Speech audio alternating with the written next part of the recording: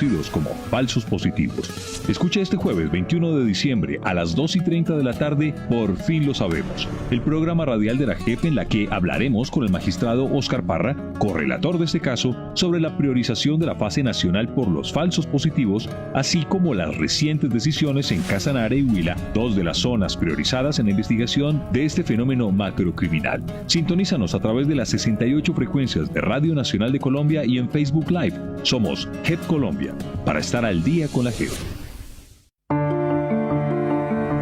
Para que sanen las heridas, avanzar hacia la reconciliación y construir paz, es necesario comprender cómo la justicia y la verdad restauran los tejidos rotos por el conflicto.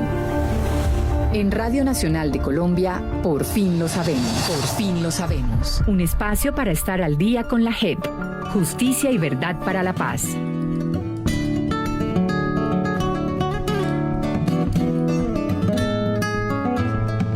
Bienvenidas y bienvenidos a una nueva emisión de Por fin lo sabemos, el programa de la Jurisdicción Especial para la Paz. Un saludo a todas las personas que nos escuchan a través de las 68 frecuencias de la Radio Nacional de Colombia y de las emisoras de paz, y también a todos aquellos que nos siguen a través de las redes sociales de la JEP y que están viendo en este momento la transmisión en nuestro Facebook Live JEP Colombia.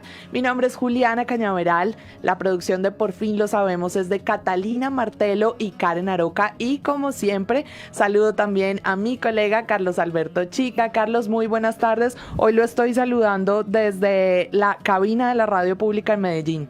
Qué bien, Juliana, muy buenas tardes a ti y a toda la audiencia, y buenas tardes también a quienes nos acompañan a través del Facebook Live de la Radio Nacional de Colombia. Ya son las 2 de la tarde, 32 minutos. Carlos, y a esta hora, hoy en nuestra emisión vamos a revisar cómo avanza el caso 3 de la JEP, que es el caso que nosotros normalmente conocemos como el de falsos positivos, y que sigue en este caso en el año 2024. Vamos a ver cuáles son los principales avances en materia investigativa y de imputaciones a nivel regional, y sobre la fase nacional que está iniciando en este proceso judicial. Entonces, sobre ese balance regional, sobre lo primero, el balance regional, podemos decir que los subcasos de Antioquia, Costa Caribe, Norte de Santander, Huila, Casanare y Meta han mostrado los mismos patrones de macrocriminalidad en las diferentes regiones y en diferentes periodos.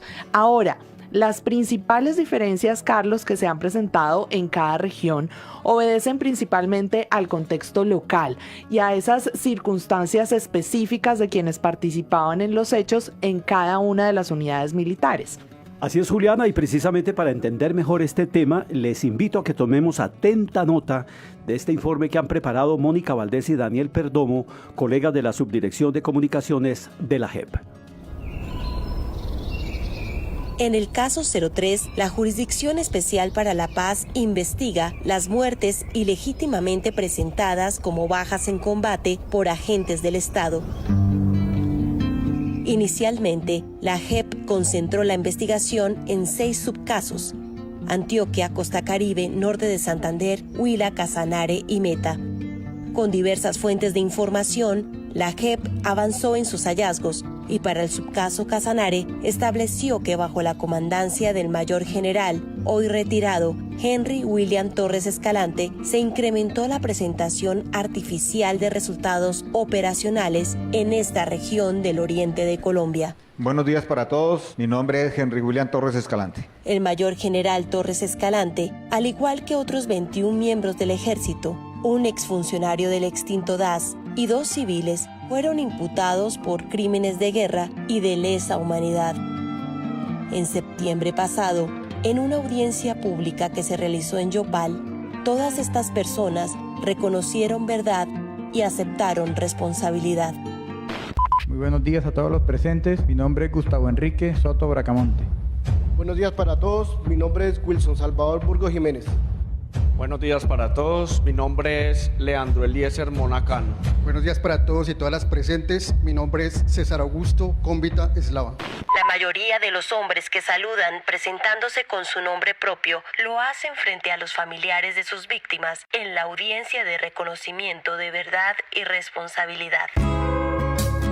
Ellos hicieron parte de la Brigada 16, que se constituyó en una organización criminal que realizó ataques organizados y a gran escala con la intención de asesinar a personas indefensas que eran presentadas como bajas en combate en Casanare. Entre el 2005 y 2008 fueron 303 víctimas en este periodo. Así lo determinó la Sala de Reconocimiento de la JEP.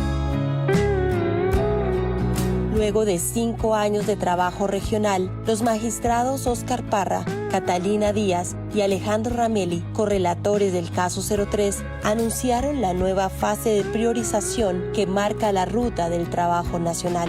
La JEP prioriza fase nacional en la investigación por los falsos positivos cometidos en todo el país. Se concentrará el análisis en las máximas responsabilidades de la cadena de mando militar. Los subcasos siguen activos y son la base para la investigación nacional.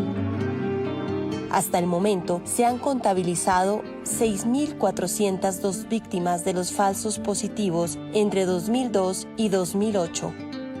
Esa es una cifra que ya está grabada en murales, vallas, camisetas, pancartas y en la memoria del país. Muchas personas siguen preguntándose quién dio la orden. La información consolidada hasta ahora permite identificar que en 10 departamentos se concentra el 66% de las víctimas reportadas entre el 2002 y el 2008, el periodo de mayor victimización en el país. Bueno, Carlos y oyentes, recapitulemos entonces después de este informe de contexto. Entonces, en febrero de 2021, la JEP anunció la estrategia de priorización del caso 3, de este caso de falsos positivos, que dio paso a la primera fase de investigación de este hecho, que era a nivel local y regional.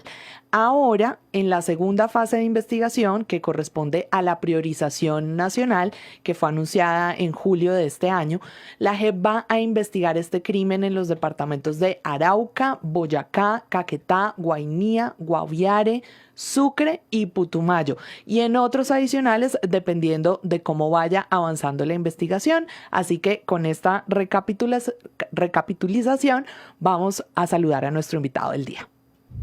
Diálogos para construir, reparar y sanar. Hoy se encuentra con nosotros el magistrado Óscar Parra, correlator del caso 3 de asesinatos y desapariciones forzadas presentados como bajas en combate por agentes del Estado. Magistrado, muy buenas tardes. Muchas gracias por acompañarnos en Por fin lo sabemos.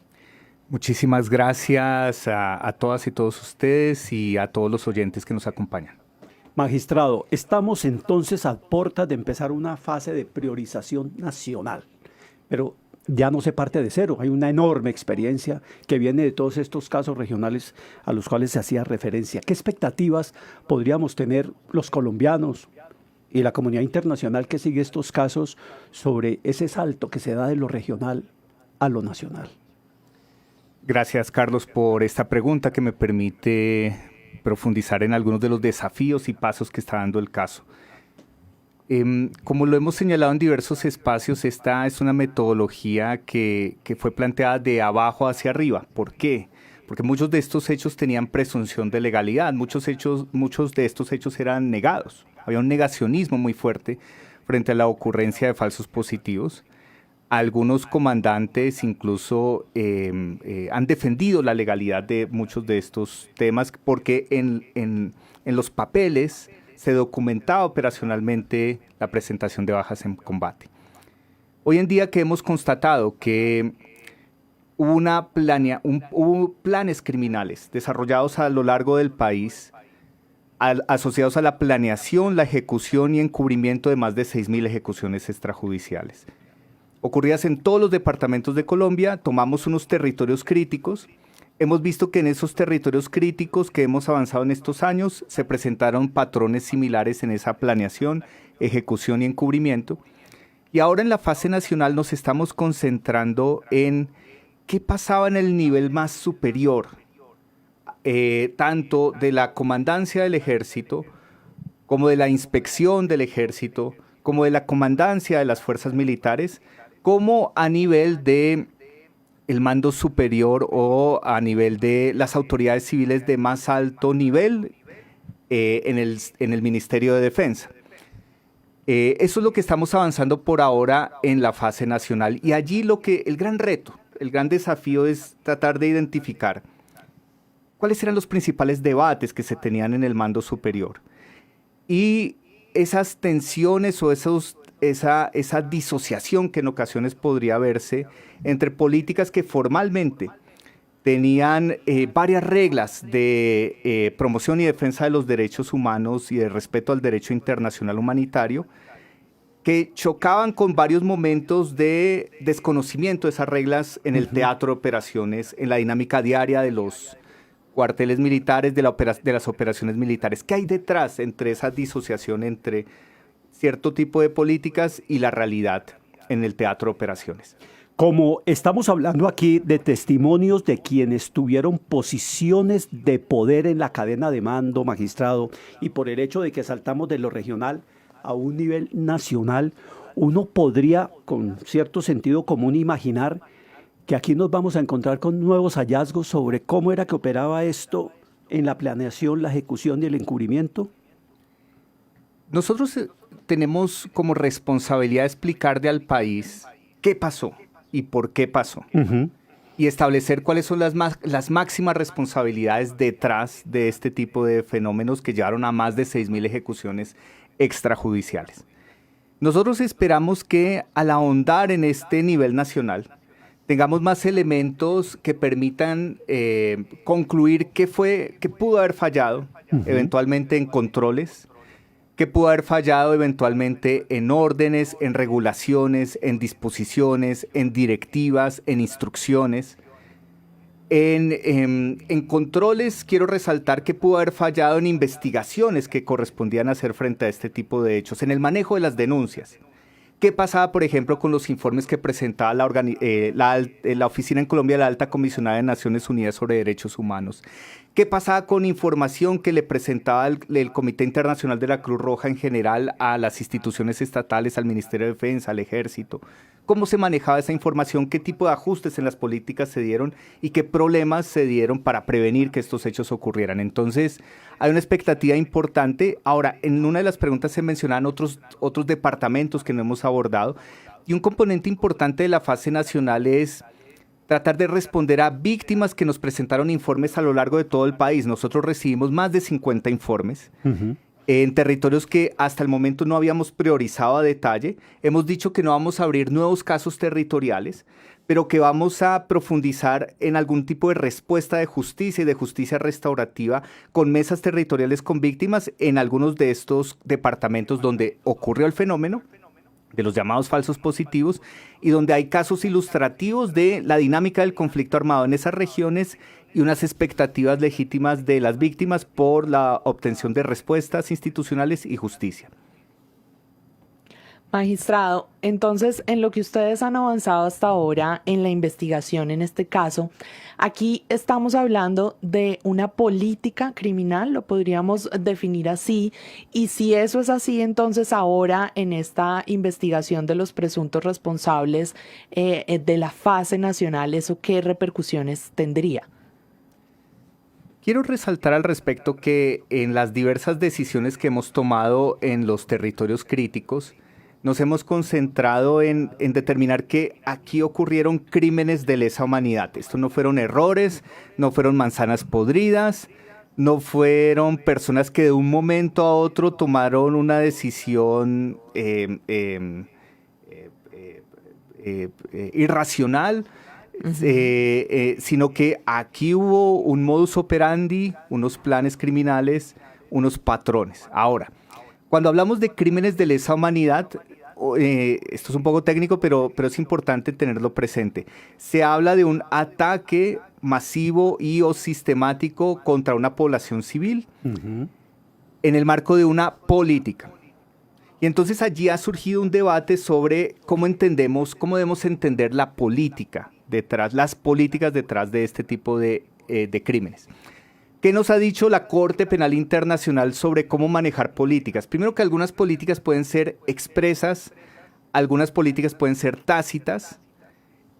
Muchas veces no vamos a encontrar un documento donde diga asesina a tal persona o una orden explícita donde se diga asesinen a una persona, sino que lo que hemos documentado aquí es que ha existido presiones por resultados, presentar bajas a como diera lugar.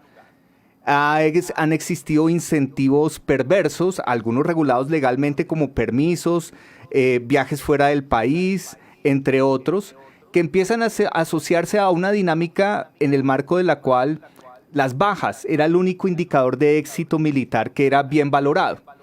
Y de eso dependían los ascensos, y de eso dependían condecoraciones, y de eso dependía una imagen de cómo se estaba ganando la guerra. Entonces, detrás de todo ello hay una serie de órdenes tácitas, algunas órdenes expresas, algunas dinámicas de tergiversación del procedimiento militar de toma de decisiones, de falsificación de documentos de todo nivel.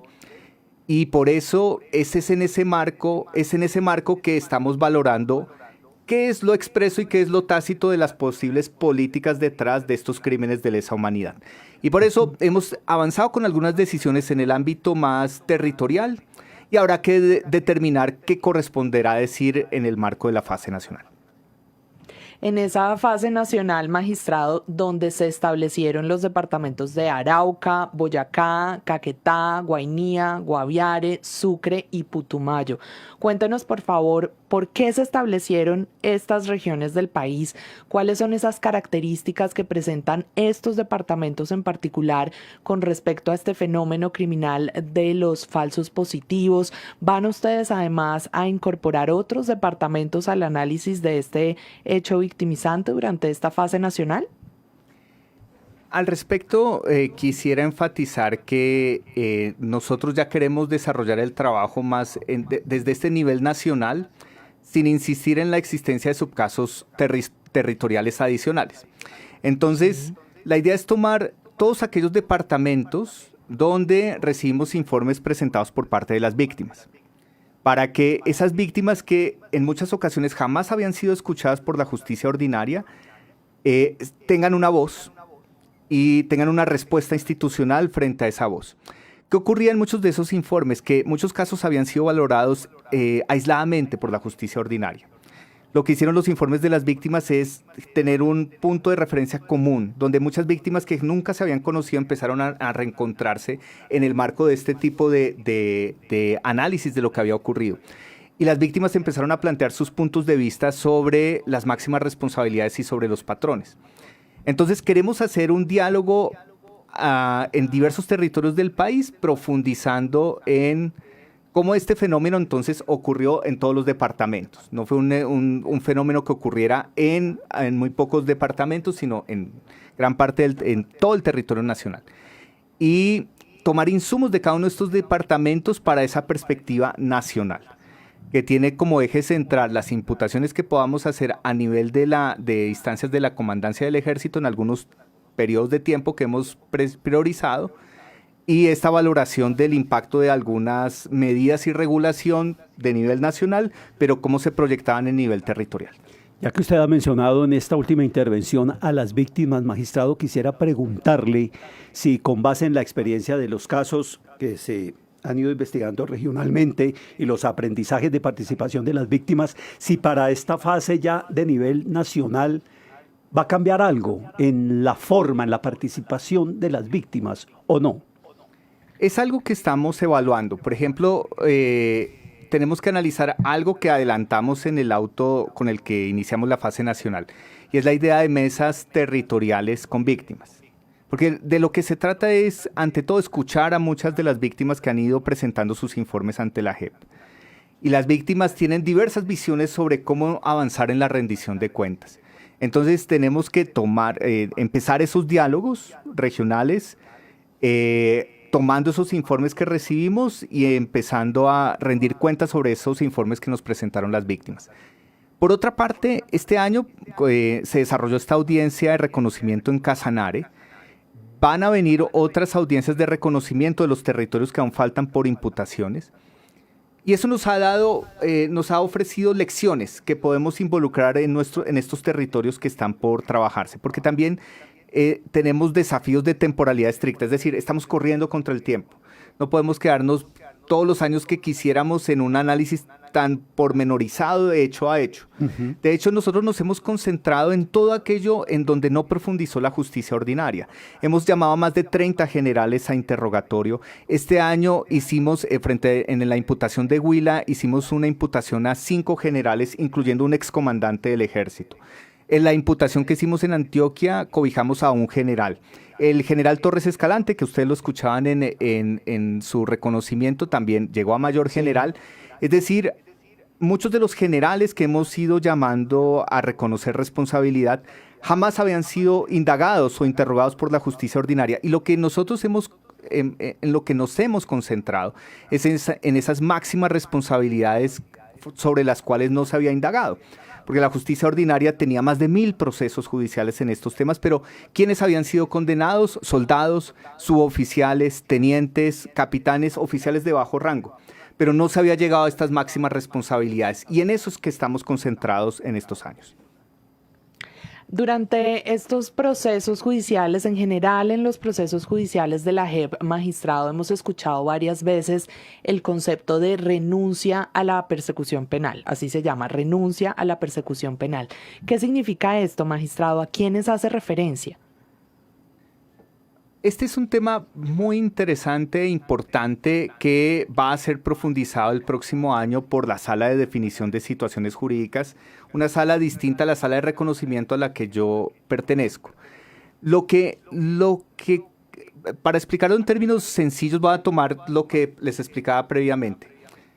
Aquí hubo intervención de muchos soldados, suboficiales, oficiales de bajo rango, pero en muchos casos muchas de las personas que intervinieron quizás no tenían una responsabilidad tan determinante, un aporte esencial frente a los crímenes entendidos como crímenes de sistema. Es decir, cuando ya uno mira, por ejemplo, Casanare, que determinamos 300 asesinatos.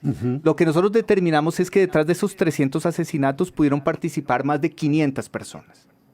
Nosotros determinamos que la máxima responsabilidad frente a esos asesinatos la tenían 27 personas. ¿Por qué? Porque si bien habían otras personas que habían falsificado documentos o incluso habían participado directamente en 1 o 2 asesinatos, hubo personas que en ocasiones sin disparar, en ninguna ocasión, organizaron toda la secuencia de falseación de documentos o toda la secuencia de encubrimientos y de desaparición forzada que acompañó a muchos de estos hechos. Otras personas lo que hacían era conseguir las armas que se le implantaban a estas personas. Otras personas tuvieron más un rol de dirección, de organizar el trabajo criminal que se desarrolla en este tipo de actos. Entonces, nosotros estamos concentrando la atención en las máximas responsabilidades frente a planeación, ejecución y encubrimiento de los crímenes, y las personas que no son máximos responsables van a empezar una rendición de cuentas distinta, que puede enmarcarse en esta renuncia a la persecución penal, pero en el marco de un régimen de condicionalidad, que puede implicar que no reciban una sanción, pero que tengan unos compromisos con este sistema en términos de justicia restaurativa y de esclarecimiento a la verdad. Magistrado, estas tareas criminales también, que usted mencionaba ahora y mencionaba a estas personas que hacían esto, ¿eso es lo que ustedes han dado en llamar los guías civiles o es distinto? Tiene algo que ver con ello. Por ejemplo, hubo guías civiles que en algunos materiales judiciales se les ha llamado como reclutadores, que eran personas civiles que engañaban a otros civiles para aceptar estas ofertas de trabajo falsas o para aceptar ofrecimientos de actividades en las que se iban a involucrar o para aceptar otro tipo de beneficios. Y esos guías civiles entonces fueron los que llevaron a la muerte a muchas de las víctimas.